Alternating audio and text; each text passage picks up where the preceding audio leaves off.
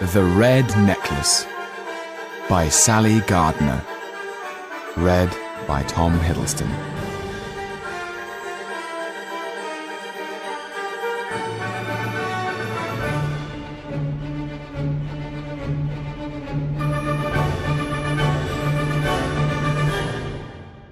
This is Paris.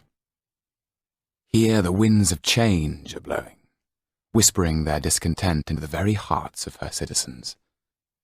A Paris waiting for the first slow turn of a wheel that will bring with it a revolution the like of which Europe has never known. In the coming year, the people will be called upon to play their part in the tearing down of the Bastille, in the destruction of the old regime, in the stopping of the clocks. This is where the devil goes walking, looking with interest in at the window of Dr. Guillotin, who works night and day to perfect the humane killing machine, sharpening his angled blade on the innocent necks of sheep. Little does the earnest doctor know that his new design will be centre stage, a bloody altarpiece, in the drama that is about to unfold. But wait, not so fast. King Louis XVI and his queen, Marie Antoinette, are still outside Paris, at Versailles. This is the winter of 1789, one of the worst in living memory. Jack Frost has dug his fingers deep into the heart of this frozen city, so that it looks almost unrecognizable under its thick blanket of snow. All still appears as it should be. All has yet to break. Here then is where our story starts, in a rundown theatre on the Rue du Temple, with a boy called Jan Margoza, who was born with a gift for knowing what people were thinking, and an uncanny ability to throw his voice. Jan had a sharp, intelligent face, olive skin, a mop of jet black hair, and eyes dark as midnight, with 2 stars shining in them. For the past few months the theatre had been home to Jan, his friend and mentor the dwarf Tetu, and Topolin the magician. Together they travelled all over France performing. Without ever appearing on stage, Tetu could move objects at will like a sorcerer, while Topolin fronted the show and did tricks of his own. Jan was 14 now, and still didn't understand how Tetu did it, even though he had helped behind the scenes since he was small. Tetu's age was anyone's guess, and as he would say, no one's business.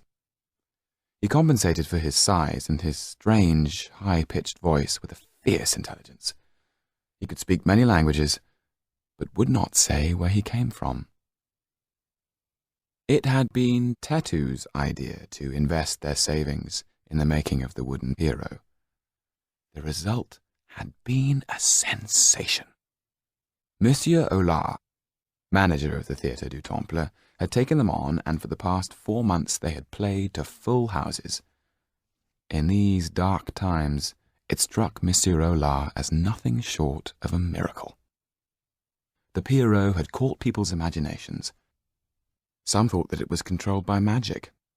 More practical minds wondered if it was a clockwork automaton, or if there was something hidden inside. This theory was soon dismissed, as every night Topolin would invite a member of the audience on stage to look for himself. All who saw it were agreed that it was made from solid wood.